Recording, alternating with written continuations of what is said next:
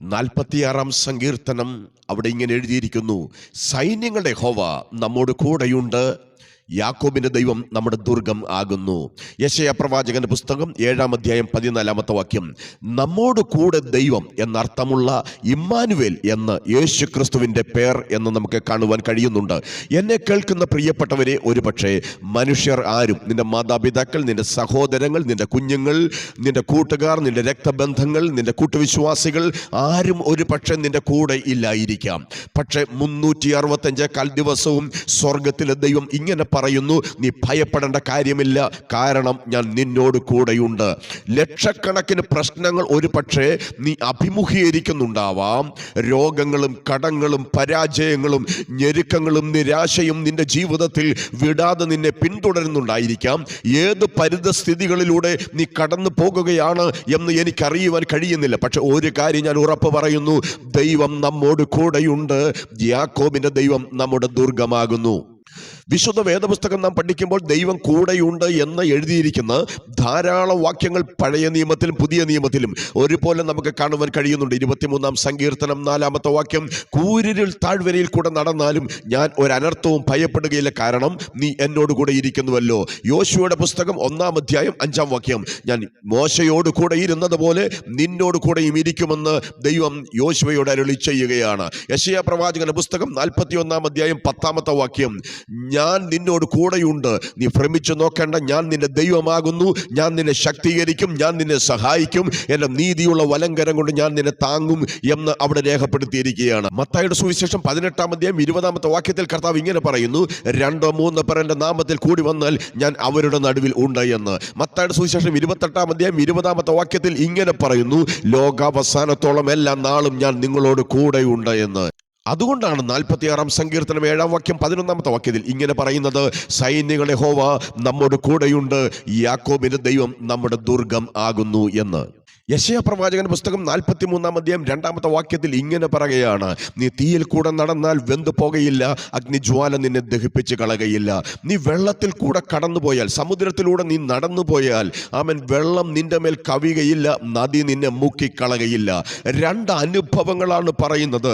തീയിൽ കൂടെ കടന്നാൽ ഞാൻ നിന്നോട് കൂടെ ഇരിക്കും, വെള്ളത്തിൽ കൂടെ സമുദ്രത്തിലൂടെ കടന്നുപോയാൽ ഞാൻ നിന്നോട് കൂടെ ഇരിക്കുമെന്ന്. ശദ്രക്ക്, മേശക്ക്, അബേദ്നെഗോഗ് എരിയുന്ന തീച്ചൂളയിൽ വീണ സമയത്ത് സ്വർഗത്തിലെ ദൈവം അവരോട് കൂടെ ഇരിക്കുകയാണ്. പത്മോസിൽ കിടന്ന യോഹന്നാനെ നാട് കടത്തുന്നതിന് മുമ്പ് തിളച്ച എണ്ണയ്ക്കകത്തിടുകയാണ്. പക്ഷെ കർത്താവ് അവനോട് കൂടെ ഇരിക്കുകയാണ്. കർത്താവിന്റെ വാഗ്ദത്തം അവിടെ നിറവേറുകയാണ്. അവൻ തീയിൽ കൂടെ നീ കടന്നു പോകുമ്പോൾ നീ വെന്തു പോകയില്ല എന്നുള്ള കർത്താവിന്റെ വാഗ്ദത്തം നിറവേറുകയാണ്. മുൾപടർപ്പ് കത്തിപ്പോകാതിരുന്നത് പോലെ തീയിന്റെ അനുഭവത്തിലൂടെ, അവൻ അഗ്നിയുടെ അനുഭവത്തിലൂടെ കടന്നു പോകുന്ന ദൈവമക്കൾ വെന്തു പോകാത്തതിന് ഒരേ ഒരു കാരണമേ ഉള്ളൂ, കർത്താവ് നമ്മോട് കൂടെയുണ്ട്.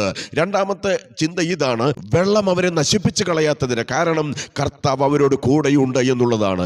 ചെങ്കടലിൽ കൂടെ അവർ കടന്നുപോയപ്പോൾ, യോർദാനിൽ കൂടെ അവർ കടന്നുപോയപ്പോൾ, അവൻ ഗലീല കടലിലൂടെ അവർ കടന്നുപോയപ്പോൾ അവർ തകർന്നു പോകാഞ്ഞത്, ഉടഞ്ഞു പോകാഞ്ഞത്, നശിച്ചു പോകാത്തതിന് കാരണം കർത്താവിന്റെ വാഗ്ദത്തമാണ്, ദൈവം അവരോട് കൂടെ ഉണ്ട് എന്നുള്ളതാണ്. അതുകൊണ്ട് കണ്ണുനീർ താഴ്വരയിലൂടെ, മരണനിഴലിന്റെ താഴ്വരയിലൂടെ, കൂരിരുളിന്റെ താഴ്വരയിലൂടെ നീ കടന്നു പോകുമ്പോൾ ഭാരപ്പെടേണ്ട കാര്യമില്ല, കർത്താവ് നിന്നോട് കൂടെയുള്ളത് കൊണ്ട് നീ ഒന്നും ഭയപ്പെടേണ്ട കാര്യമേ ഇല്ല. മനുഷ്യനെന്ന് പറയുന്നവർ പല കാര്യത്തിലും ഊറ്റം കൊള്ളുന്നവരാണ്, അഭിമാനിക്കാൻ വകയുള്ളവരാണ്. എന്നാൽ മനുഷ്യൻ നിസ്സാരനാണ് എന്ന് തെളിയിക്കാൻ ഒരൊറ്റ കാര്യം ഞാൻ പറയാം, ആർക്കും മറ്റൊരാളോട് കൂടെ എല്ലായ്പ്പോഴും ആയിരിക്കാൻ കഴിയുകയില്ല. അത് മനുഷ്യൻ്റെ പരിമിതിയാണ്.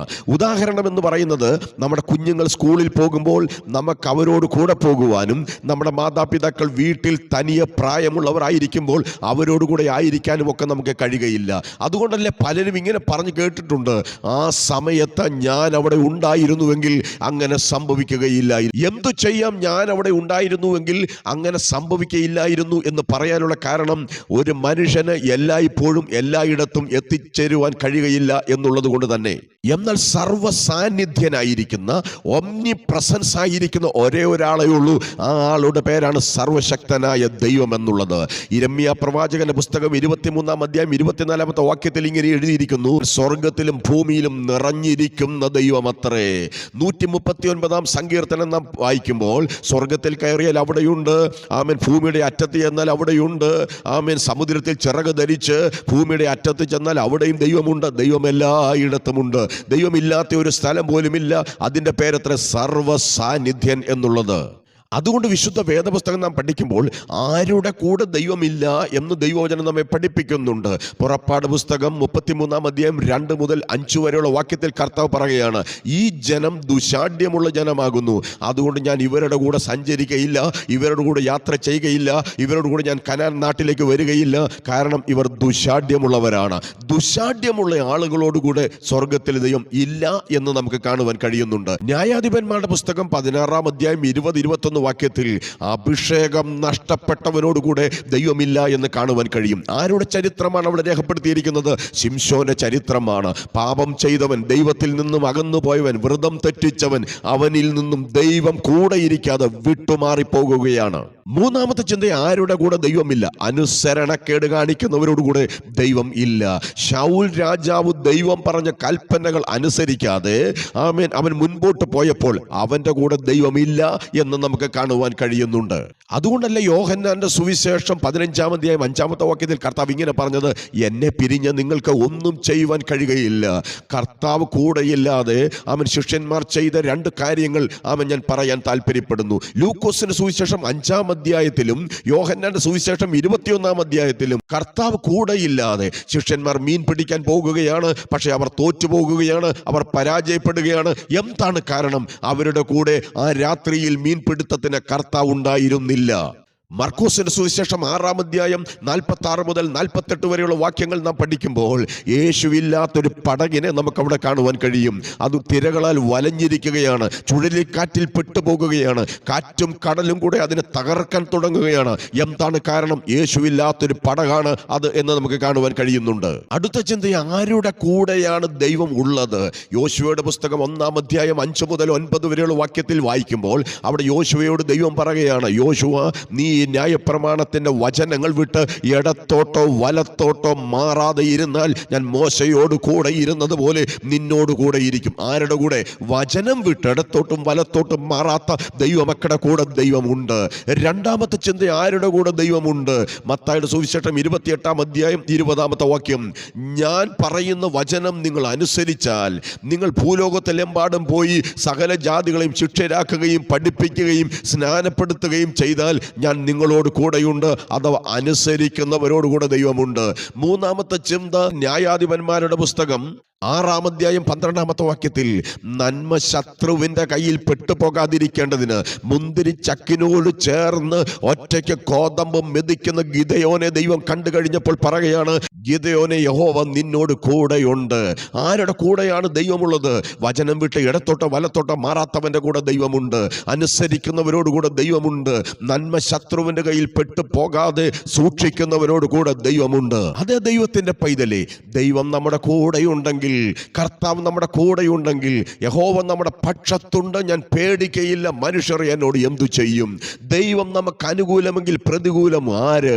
യഹോവ എൻ്റെ പക്ഷത്തുണ്ട്, യഹോവ എൻ്റെ ജീവന്റെ ബലമാണ് എന്നുള്ള ചിന്തയിൽ മുന്നേറുവാൻ കർത്താവ് നമ്മെ സഹായിക്കട്ടെ. ആ ധൈര്യമുള്ളത് കൊണ്ടല്ലേ ദാവീദ് ഇങ്ങനെ പറഞ്ഞത്: ഒരു സൈന്യം എൻ്റെ നേരെ പാളയം ഇറങ്ങിയാലും ഞാൻ പേടിക്കയില്ല, എനിക്കൊരു യുദ്ധം നേരിട്ടാലും എൻ്റെ ഹൃദയം നിർഭയമായിരിക്കും, കാരണം നീ എന്നോട് കൂടെ ഇരിക്കുന്നു എന്നുള്ള ചിന്തയാണ് അവിടെ കാണുവാൻ കഴിയുന്നത്. അതുകൊണ്ടാണ് 46-ാം സങ്കീർത്തനം കുറിവാക്യമായി നാം വായിച്ചപ്പോൾ നമുക്ക് ഇങ്ങനെ കാണുവാൻ കഴിഞ്ഞത്: പർവ്വതങ്ങൾ കുലുങ്ങി സമുദ്രമധ്യേ വീണാലും അതിൻ്റെ കോപം കൊണ്ട് വെള്ളം ഇരച്ചു കലങ്ങിയാലും നാം ഭയപ്പെടുകയില്ല. കാരണം എന്താണ്? യഹോവ അതിൻ്റെ നടുവിൽ ഉണ്ട്. ദൈവം നമ്മുടെ കൂടെയുണ്ടെങ്കിൽ, ദൈവം നമ്മോട് കൂടെയുണ്ടെങ്കിൽ, ദൈവത്തിൻ്റെ പൈതലെ, നീ ഒന്നും പേടിക്കേണ്ട കാര്യമില്ല. എന്നെ കേൾക്കുന്ന പ്രിയ വിശ്വാസിയെ, നീ പേടിക്കേണ്ട കാര്യമില്ല. ദൈവം നിന്റെ കൂടെയുണ്ടെങ്കിൽ 1000 പേര് നിന്റെ കൂടെ ഉള്ളതിനേക്കാൾ നിനക്ക് ബലമാണ്. യോസഫിനോട് കൂടെ ദൈവം ഉണ്ടായിരുന്നത് കൊണ്ട് അവൻ കൃതാർത്ഥനാകുകയാണ്. ദാവീദിനോട് കൂടെ ദൈവം ഉണ്ടായിരുന്നത് കൊണ്ട് അവൻ ചെന്നിടത്തൊക്കെയും ദൈവം അവന് ജയം കൊടുക്കുകയാണ്. അതുകൊണ്ട് ഇന്ന് ഒന്ന് പുനഃപരിശോധന നടത്താം. എൻ്റെ കൂടെ ദൈവമുണ്ടോ? ദൈവമുള്ളവൻ തോറ്റുപോകുകയില്ല, ദൈവമുള്ളവൻ പരാജയപ്പെടുകയില്ല. ദൈവം ഉള്ളവന് എന്നും വിടുതലുണ്ട്, മറുപടിയുണ്ട്, വിശാലതയുണ്ട്, അവൻ അനുഗ്രഹമുണ്ട്. അതുകൊണ്ട് ദൈവം നമ്മോട് കൂടെ ഈ ദിവസങ്ങളിൽ ഇരിപ്പാൻ, ആരെല്ലാം വിട്ടുപോയാലും, ആരെല്ലാം കൈവലിച്ചാലും, ആരെല്ലാം മുഖം തിരിച്ചാലും, സ്വർഗത്തിലെ ദൈവം ഒരിക്കലും എന്നെ വിട്ടു പോകരുതേ എന്നുള്ള പ്രാർത്ഥനയോടെ നമുക്കായിരിക്കാം. പ്രിയ പിതാവേ, ഞങ്ങൾ അങ്ങയുടെ മുഖത്തേക്ക് നോക്കുന്നു. അങ്ങ് ഞങ്ങളുടെ കൂടെ ഉണ്ട് എന്ന് ഞങ്ങൾ വിശ്വസിക്കുന്നു. അങ്ങ് കൂടെ ഉണ്ടെങ്കിൽ ഞങ്ങളുടെ ജീവിതത്തിലെ പ്രതികൂലങ്ങളെല്ലാം നന്മയ്ക്കാകുമെന്ന് ഞങ്ങൾ വിശ്വസിക്കുന്നു. കർത്താവേ, അവൻ ഈ വചനം കേട്ട ജനത്തെ അനുഗ്രഹിക്കും, ശക്തീകരിക്കും, സഹായിക്കും. നീതിയുള്ള വലങ്കരം കൊണ്ട് കർത്താവ് താങ്ങും. വെള്ളത്തിൽ കൂടെ കടക്കുമ്പോൾ ഞാൻ നിന്റെ കൂടെ ഉണ്ടെന്ന് പറഞ്ഞ കർത്താവ് ചെങ്കടലിൽ കൂടെ കടന്നപ്പോൾ, യോർദാനിൽ കൂടെ കടന്നപ്പോൾ, ഗലീല കടലിലെ ആമേൻ കടന്നുപോയപ്പോൾ കർത്താവ് കൂടെ ഉണ്ടായിരുന്നത് കൊണ്ട് ഒരു അനർത്ഥവും സംഭവിക്കാഞ്ഞതുപോലെ തീച്ചൂളയിലൂടെ കടന്നു പോകുമ്പോൾ ആമേൻ ശദ്രക്ക്, മേശക്ക്, അബേദ്നെഗോവിനെ ആമേൻ സൂക്ഷിച്ച ദൈവം തീച്ചൂളയുടെ നടുവിൽ ഞങ്ങളെ സൂക്ഷിക്കും. കാരണം കർത്താവ് കൂടെയുണ്ടെങ്കിൽ ഞങ്ങൾക്കൊരു പോറൽ പോലും പറ്റുകയില്ല, ഞങ്ങൾ മുങ്ങിപ്പോകയില്ല, ഞങ്ങൾ വെന്തു പോകയില്ല. കർത്താവ് കൂടെ ഇരുന്ന് വിടുവിക്കുന്നതിനായി സ്തോത്രം. പ്രാർത്ഥന കേട്ടതിനായി നന്ദി പറയുന്നു. യേശു ക്രിസ്തുവിൻ വിലയേറിയ നാമത്തിൽ തന്നെ ആമേൻ. നിങ്ങൾ ആദ്യമായിട്ടാണ് ഈ ചാനൽ കാണുന്നതെങ്കിൽ ദയവായി ഇപ്പോൾ തന്നെ സബ്സ്ക്രൈബ് ചെയ്യുവാൻ ഞാൻ ഓർപ്പിക്കുന്നു. ലൈക്ക് ചെയ്യാനും ഷെയർ ചെയ്യുവാനും നിങ്ങൾ മറന്നു പോകരുത്. ഈ വചനങ്ങളാൽ ദൈവം നമ്മെ സഹായിക്കുമാറാകട്ടെ. ആമേൻ.